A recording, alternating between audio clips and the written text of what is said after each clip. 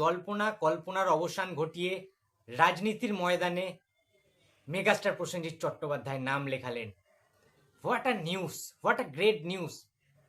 রাজ্যসভার টিকিট পেয়ে গেলেন। এই কথাগুলি সোশ্যাল মিডিয়াতে যে সমস্ত পাবলিকরা ঘেউ ঘেউ করে বারবার ধরে বলছিল, তাদের জন্য 1 মিনিট নীরবতা পালন। এবারে আসছি আসল কথায়। চলো দেখে নি প্রসেনজিৎ চট্টোপাধ্যায়, আমাদের বাঙালির গর্ব প্রসেনজিৎ চট্টোপাধ্যায়, তিনি এই রাজনীতিতে আসার প্রসঙ্গে ঠিক কি বলেছেন। রাজনীতিতে আসার কোনো সম্ভাবনা এরকম কোনো আলোচনাও হয়নি। বিশ্বাস করুন, আমি কতবার বলবো, আমাকে এই কথাটা আমি কোটিবার বলে ফেলেছি যে আমার কাছে কেউ কথা বলা মানেই তারা যে সবসময় আমাকে রাজনীতির কথা বলেন তা নয়। আপনারা কেন বোঝেন না যে আমি আগেও বারবার বলেছি যে আমায় যদি কোনো জনই আমি ভাবি রাজনীতিতে আসবো, সব থেকে আগে আপনাদের ডেকে বলবো যে আমি রাজনীতিতে আসছি। কারোর কোনো রাজনৈতিক কথা আলোচনা সেদিনও হয়নি, আজও হয়নি। যেটা হয়েছে আমাদের কথা, আমাদের ইন্ডাস্ট্রির কথা, পশ্চিমবাংলার বিশেষ করে মহানায়ক উত্তম যেটুকু নিয়ে যে 100 বছর তার যে প্ল্যানিং, সেটা নিশ্চয়ই আমাকে বলা হয়েছে যে, কারণ উত্তম যেটু আমার ইমোশন, আমাদের না বাঙালির ইমোশন। একটা হাততালি হোক বুমবাদার জন্য। বিশ্বাস ছিল, ভরসা ছিল, আশ্বাস ছিল যে প্রসেনজিৎ চট্টোপাধ্যায় কখনো জীবনে কোনোদিন রাজনীতিতে যাবেন না। 30 বছর ধরে শুনছি প্রসেনজিৎ সিপিআইএম জয়েন করছেন, প্রসেনজিৎ কংগ্রেসে জয়েন করছেন, প্রসেনজিৎ টিএমসিতে জয়েন করছেন, প্রসেনজিৎ বিজেপিতে জয়েন করছেন। গত 10 বছর ধরে শুনছি প্রসেনজিৎ চট্টোপাধ্যায় বিধানসভার টিকিট পাচ্ছেন, প্রসেনজিৎ চট্টোপাধ্যায় লোকসভার টিকিট পাচ্ছেন, প্রসেনজিৎ চট্টোপাধ্যায় রাজ্যসভার টিকিট পাচ্ছেন। রাজ্যসভা, বিধানসভা, লোকসভা ভোটের টিকিট পেয়ে প্রসেনজিৎ চট্টোপাধ্যায় রাজনীতির ময়দানে অংশগ্রহণ করছেন। মানে প্রসেনজিৎ চট্টোপাধ্যায়ের রাজনীতিতে প্রবেশ করাটা জাস্ট সময়ের অপেক্ষা, জাস্ট সময়ের অপেক্ষা।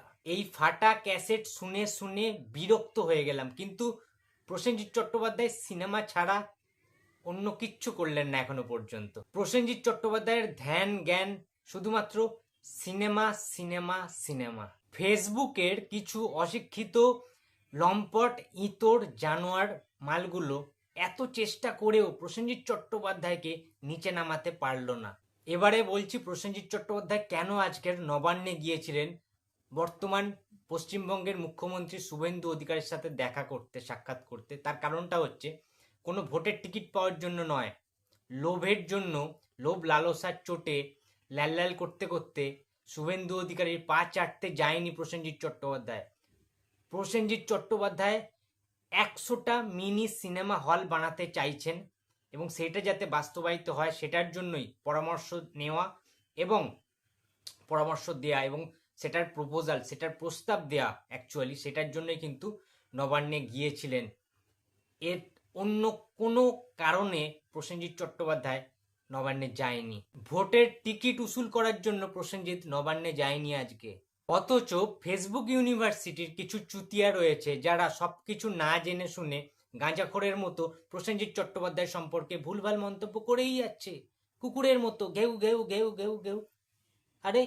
আরে ভাই, একটা জিনিস তো বুঝতে হবে যে প্রসেনজিৎ চট্টোপাধ্যায় অন্যান্য সুবিধাবাদী নায়ক নায়িকার মতো নয়, অভিনেতা অভিনেত্রীদের মতো নয়, যারা দু নৌকায় পা দিয়ে চলতে চায়। সিনেমাও করব, চলছে না, কেউ পাত্তা দিচ্ছে না, রাজনীতিটাও করি, ঠিক আছে, টাকার লোভ, মাল্লুর লোভ, সেই লোভে পড়ে তারা রাজনীতিতে যায়, ঝান্ডা ধরে, ঠিক আছে, এই পার্টি পড়ে গেলে অন্য পার্টি জয়েন করে।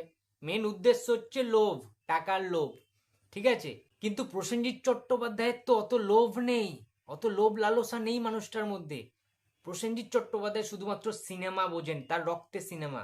বাংলা ফিল্ম ইন্ডাস্ট্রি কি করে উন্নতি হবে, কি করে গ্রো করবে তার ইন্ডাস্ট্রি, ঠিক আছে।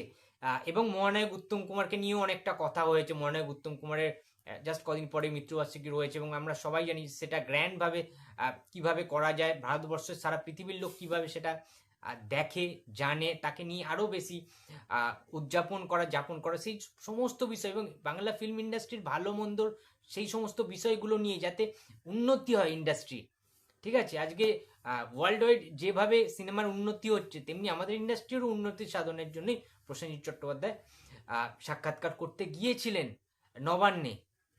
কোনো রকম ভোটের টিকিটের জন্য তিনি যাননি। এবং জাস্ট একদিন আগেই প্রসেনজিৎ চট্টোপাধ্যায়ের বাড়িতে কিন্তু সৌজন্য সাক্ষাতে স্বরাষ্ট্রমন্ত্রী ভারতবর্ষের বা ইন্ডিয়ার স্বরাষ্ট্রমন্ত্রী অমিত শাহজি এবং শুভেন্দু অধিকারী পশ্চিমবঙ্গের বর্তমান মুখ্যমন্ত্রী, তিনিও মানে তারা একসাথে বুম্বাদার বাড়িতে গিয়েছিলেন সৌজন্যমূলক সাক্ষাৎকারে। এখানে অন্য কোনো রাজনীতির বিষয়ে আলোচনাই হয়নি, যেটা বুম্বাদা নিজেও বলে দিলেন মিডিয়ার মাধ্যমে বারবার, যে বুম্বাদার রাজনীতি কিছু বোঝেন না, তিনি রাজনীতিতে যাচ্ছেন না। তার সত্ত্বেও কিছু বুম্বাদার হেটার্স রয়েছে, কিছু অশিক্ষিত লম্পট ইতর জানোয়ার, ঠিক আছে, রয়েছে মানুষ যাদের লেজ কখনো সোজা হবে না। হ্যাঁ, তারা কাঁপচেই যাচ্ছে যে প্রসেনজিৎ নাকি অবশেষে সেই সমস্ত সুযোগ সন্ধানীদের ফাঁদেই পা দিল, মানে তাদের সাথে নাম লেখালো আর কি, যে তিনি রাজনীতিতে জয়েন করছেন, বিজেপিতে জয়েন করছেন। আরে ভাই, প্রসেনজিতের যদি রাজনীতিতে নাম লেখানোরই হতো, ভোটে নাম লেখাতেই হতো, তাহলে সে বহুকাল আগে, তার যখন পিক টাইম, প্রাইম টাইম, সে তখনই তো জয়েন করতে পারতো। প্রসেনজিৎ চট্টোপাধ্যায়ের কাছে বিগত 30-40 বছর ধরে সিপিআইএম, টিএমসি, কংগ্রেস, সমস্ত বিজেপি থেকে শুরু করে সমস্ত মানে দলের পার্টির অফার তো এসছে। তিনি কেন বারে বারে সেটাকে রিজেক্ট করেছেন? কারণ তিনি সেটাই যেতেই চান না, তার সেই জায়গাটা ভালো লাগে না, রাজনীতির ওই ময়দানটা, ওই বিষয়ে তার কোনো জ্ঞান নেই, নলেজ নেই প্রসেনজিতের রাজনীতি নিয়ে। প্রসেনজিৎ চট্টোপাধ্যায়ের নলেজ আছে শুধুমাত্র সিনেমা নিয়ে, তাই তিনি সিনেমাটাই আজীবন করে যেতে চান, মৃত্যু পর্যন্ত। এইটা কিছু অশিক্ষিত লোক বোঝে না। তাই জন্য ফেসবুকে তো কমেন্ট করতে কোনো ট্যাক্স লাগে না, লাইসেন্স লাগে না, যা খুশি তাই কমেন্ট করে ছোট করো মানুষকে। তাতে প্রসেনজিৎ চট্টোপাধ্যায়ের যদিও কোনো চুল ছেঁড়া যাবে না, ঠিক আছে। সো যাই হোক, ভিডিওটা করার ছিল, ভিডিওটা বানালাম। Thank you so much Prosenjit Chattopadhyay, বুম্বাদা, আমাদের সবার কথা রাখার জন্য। যে আমরাও চাই, তোমার যারা ভক্ত রয়েছে, যে তুমি কোনোদিন রাজনীতিতে পা দেবে না অন্যান্য অভিনেতাদের মতো। প্রসেনজিৎ চট্টোপাধ্যায়, তুমি আমাদের গর্ব ছিলে, আছো এবং থাকবে। তুমি গোটা সমগ্র বাঙালি জাতির গর্ব। সেলিউট ইউ বুম্বাদা, তুমি আরও একবার ক্লিয়ার করে দিলে যে তোমার সিদ্ধারাটা সোজা আছে বুম্বাদা, তুমি তোমার সিদ্ধারাটা বিক্রি করে দাওনি। প্রসেনজিৎ চট্টোপাধ্যায় নিজের মেরুদণ্ড বেচে দেয়নি, বিক্রি করে দেয়নি, এখনো সোজা আছে, স্ট্রং আছে। এবং বুম্বাদা, we love you, we proud of you. যাই হোক, তোমাদের ভিডিওটা কেমন লেগেছে অবশ্যই কমেন্ট বক্সে জানিয়ে দিও, আর নিজেদের মন্তব্যগুলো প্লিজ কমেন্ট করো, আর শেয়ার করতে ভুলো না ভিডিওটা। যদি চ্যানেলে নতুন হয়ে থাকো তো প্লিজ সাবস্ক্রাইব মাই চ্যানেল। দেখা হচ্ছে পরের কোনো ভিডিওতে, তো টাটা।